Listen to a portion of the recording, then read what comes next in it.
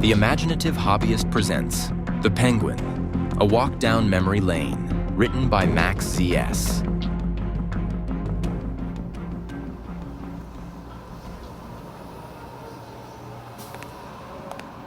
Once upon a time, Oz Cobb believed there was such a thing as good and evil. But as he grew, he soon realized that the world was not black and white. Instead, it was all various shades of gray. Hell was guaranteed, and heaven would be a struggle to get into when the Grim Reaper would come knocking at the door. He kind of wished life was like the comic books he would buy at the store back in his youth, where the line between right and wrong was much more simple, and there were gizmos capable of doing impossible things. No doubt if he had access to some of the things the heroes and villains in the pages of those stories had, his life would be easy. He would not have had to make as many sacrifices as he had to get where he is today. But it was what it was, and right now, he was a king of Gotham City's criminal underworld. He walked in the streets of his old neighborhood in his new suit, coat, and top hat like the men he admired. His father would have been proud, no doubt. His brothers? Maybe. As he passed by the old arcade they used to go to on afternoons, he was reminded of how two-faced they both were.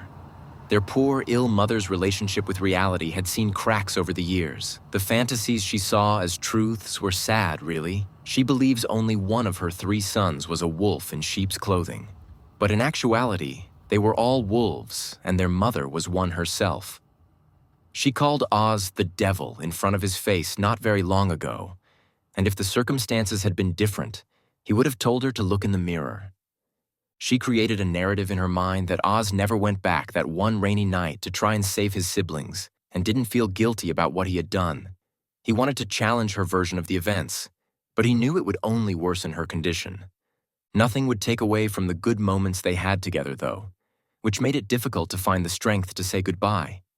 He needed her, the real her, to say she was proud of him. Every once in a while, he would see Vic's face in crowds of people on the streets. He wished things had gone differently. He was a good kid with a good heart, but he wasn't going to last very long in their line of work. Although he was learning the game, when they met their goal, he was still too naive to show he understood how things worked.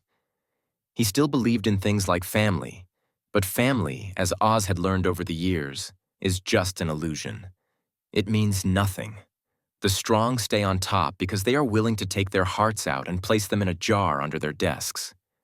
It hurt to do what he did, but he tossed the young man's ID into the river so his friends and remaining family members would only remember him as the good person that he was, and never someone who got involved in the world of organized crime. It was getting late. He stopped at a pet store and decided to go in. He came across a nice little bird, a finch in a tiny cage. He bought it. It would be nice to have another person to listen to him. He named the little fella after Vic. The bat signal lit up the sky. The last thing Cobb wanted to see was that pointy-eared night rat, and he headed back home.